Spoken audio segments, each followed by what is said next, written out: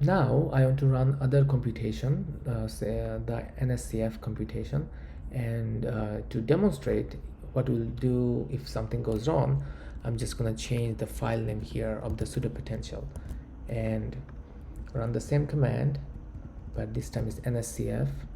Make sure you rename both input and output files when you run the command, and you see there's some error, and whenever there's error, you'll see a crash folder here that says the file not found. The pseudopotential wasn't found because we changed the name. So if we change it back, it will find the file and run the computation. Now if you don't have the pseudopotential in the specified directory, you'll also see the error, or if anything goes wrong, it will generate a crash file. You need to read the file and find what went wrong and solve it.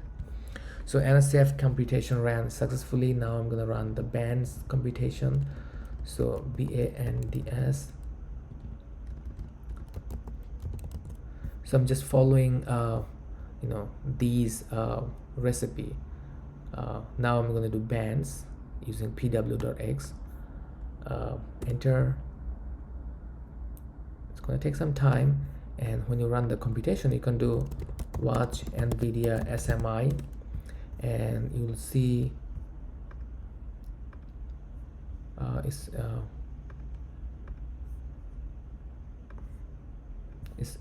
running pw.x, and it's using some memory and how much amount of power, and once the execution is complete, that file will no longer be there. So that's the way to monitor if your program is running and using the GPU or not.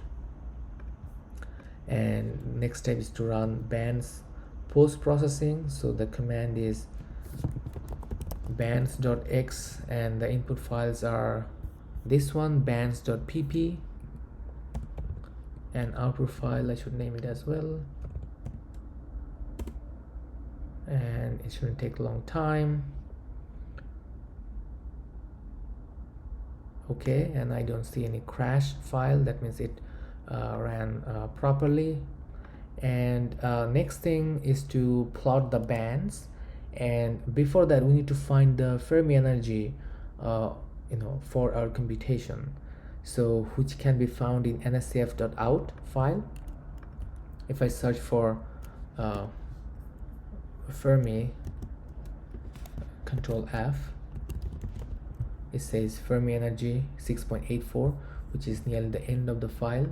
There's just one entry with Fermi energy, so just copy that from here, and there's a GNU plot script, which is plotbands.gp, and just change the Fermi energy here, and then you can run GNU plot that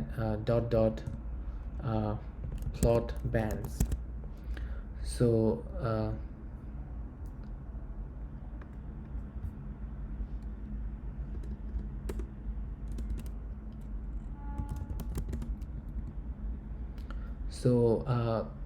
the reason I have dot here, because excuse me, I'm inside that silicon folder, but the plot bands file is outside or inside in the root directory, inside quantum espresso folder. If I run that, it says cannot load from plot bands. Okay, yes, I missed the extension. So run the command and see it generated this file, band structure underscore png, and this is the band structure of silicon. Now the k paths aren't labeled here. You can configure the GNU plot file to show you the k path, but for now or you can use Python to plot these. And this GNU plot uses bands.dat.gnu to plot the bands. You can extract those data from bands.out file.